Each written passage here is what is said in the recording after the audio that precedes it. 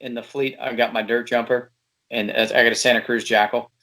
And then I have Nice. my trail bike, which I have a Fuel EX8 Plus, which I ride on 29s, 2.6s. And then I have my race bike, which my race season got canceled with 2 races left, but I got a Top Fuel 9.8.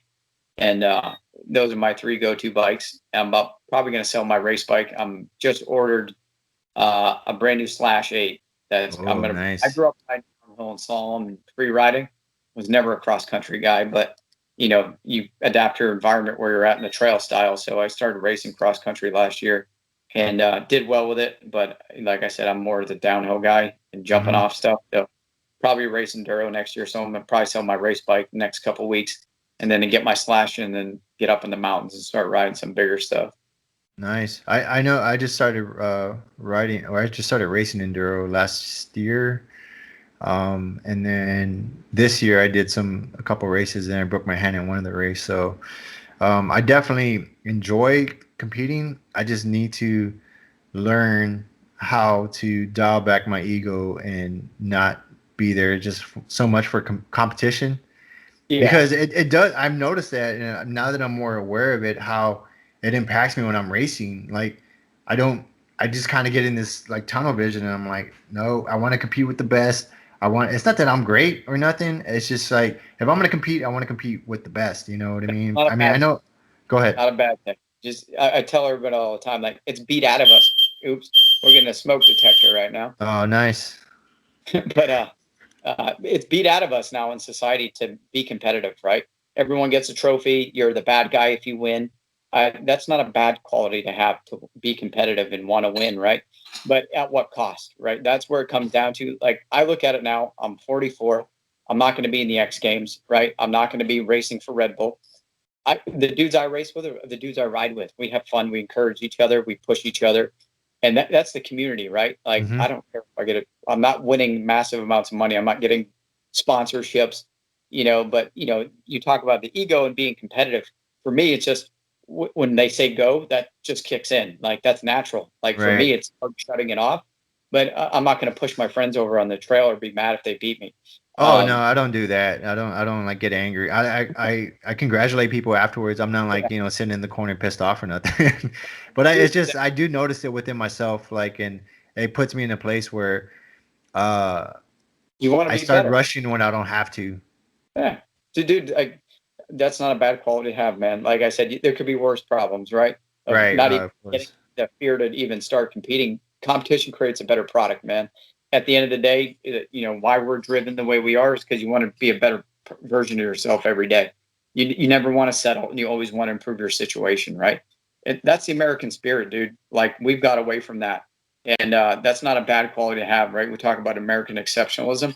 That's why we are who we are as a country. That's why we fought for our freedoms. We the American Revolution, Civil War, humanity, whatever you want to, for every reason you want to put that into play. But Right. like we always strive to be a better version of ourselves and a better society.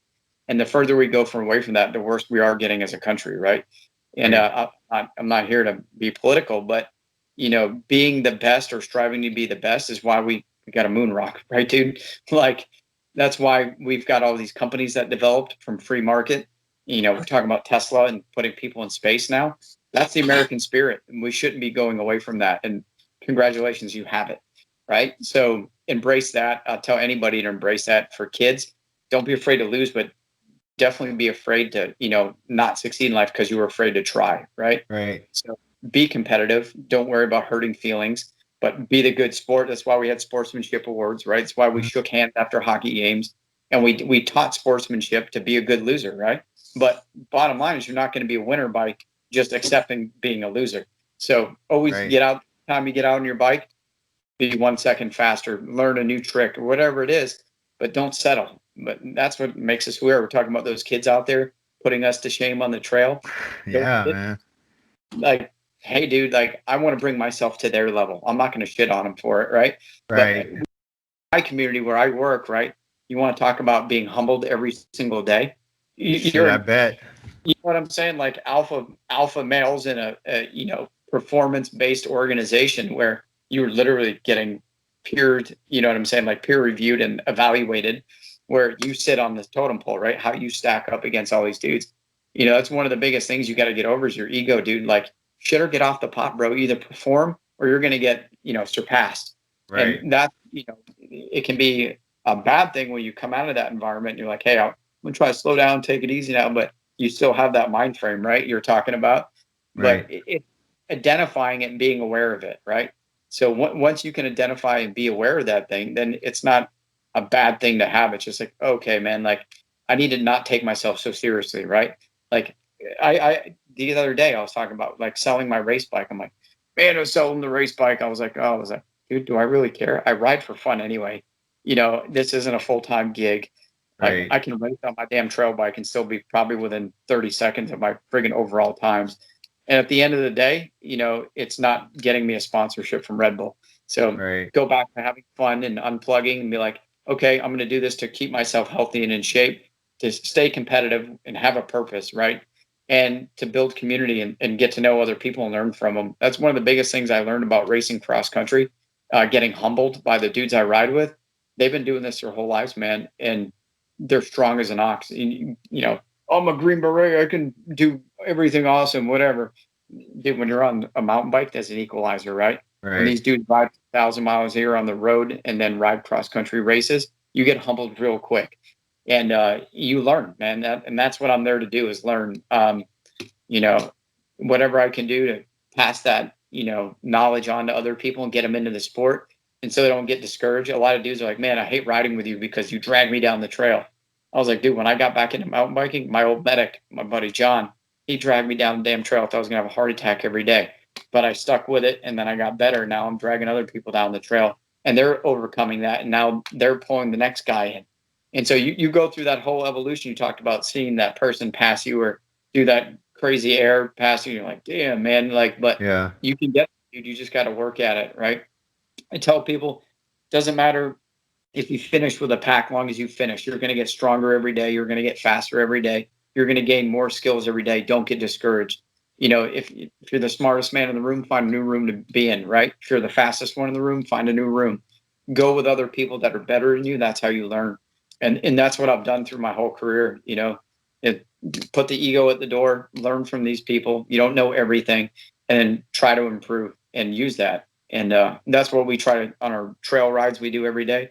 We try to get people to learn and ask questions. Hey, if you want to learn how to do this, I'll pull over in the side of the trail and show you how to do it.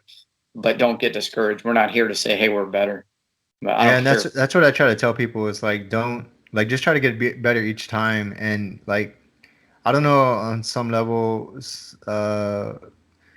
some people they just get discouraged or what have you and they feel like they're gonna hold me back and I'm like dude I'm out here in the woods like I'll stop as many times as you want like I don't mind being out here if we were in a confined building or anything like I'd be like let's go outside because I don't like being indoors for too long.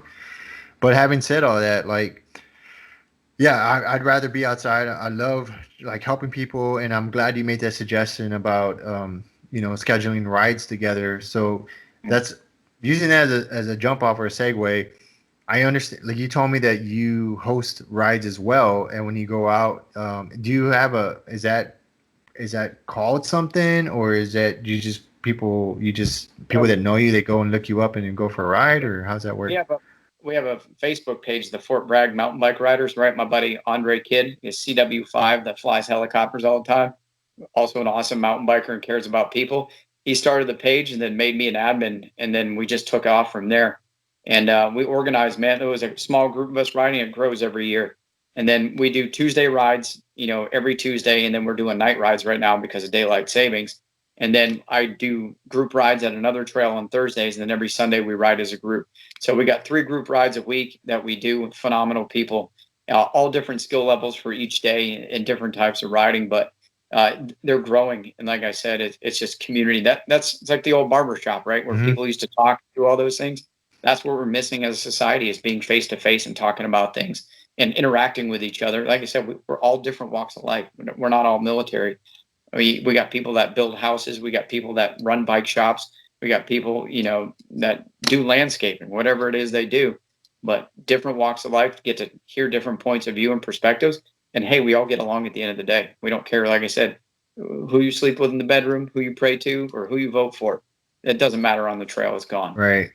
Yeah, and that's one thing I love about it. It's like all walks of life. You can have, like you said, like doctors, lawyers, whoever, and you really don't know because the people are just hanging out. But once we do get into some of these discussions, I love hearing different perspectives, whether I agree with them or not, because it definitely paints a different picture of like how I view things, and it allows me to at least, whether I agree or not, at least I understand. Like I Yeah. can understand like where a person's coming from and why they see things the way they see them in that way. So, what are some things that you like? One of the, I guess, unexpected things that you've come across on the trail. Yeah. As far as It like doesn't have to dealing be with, in conversation, but just like, wow, I didn't expect to see that, or like, whether it be no, no. animals or I thought you were talking about like just life in general, but a it lot of could the be that time, too. yeah, a lot of the times we have conversations and it sparks like, hey man, I know someone dealing with that, or I'm dealing with this. And then, they don't know what I do for all my health stuff for Task Force Dagger with the military. And then I end up helping them with their medical issues that they had no idea they had. And then they're like, holy crap, dude, I got those lab tests you told me about. And I had all these things and had no idea why. The doctors just told me to take all these pills.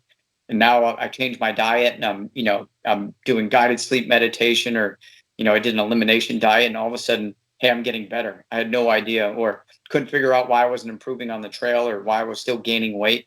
And, all my thyroid was jacked up, or my testosterone was in the 200s. Just had a buddy email me today. Like, yeah, my testosterone was in the 200s. And so all of a sudden, that just led from mountain biking to a pretty life changing event, pretty significant event. So that's been the positives, right? That interaction, sharing knowledge. And then a lot of the stuff is also conservation and trail maintenance and taking care of the trails, getting the kids out there doing it. And then, all of a sudden, like you saw pictures of my trails I built behind the house for biking. A lot of friends are building trails in their backyards now. Like, oh my God, my kids love this. They're out there doing stuff, learning. They're not in front of the computer, the Nintendo, whatever. And it's changed their whole household as far as being healthy and active. So that's had a huge impact. And that's one thing that's like a huge positive. I feel like with COVID, because a lot of people I have been building, dirt jumps or what have you in their backyard. Or I've seen one guy, he built up, he's a BMXer. So he built like, the half pipes and, but he also does it on his mountain bike as well. But to see all those things, I don't have a huge backyard right now. We're renting right now. So I couldn't build one back there if I wanted to. I did try doing some trial stuff one time, and I jumped off this little porch that I have onto, a bench, like a long, but the damn bench like fell sideways, so like I ended up getting a pedal strike. It was horrible. I had it on video. I don't know what the hell I did with it. I don't know if it was, I might have intentionally deleted it. I'm not really sure, but oh, lost you.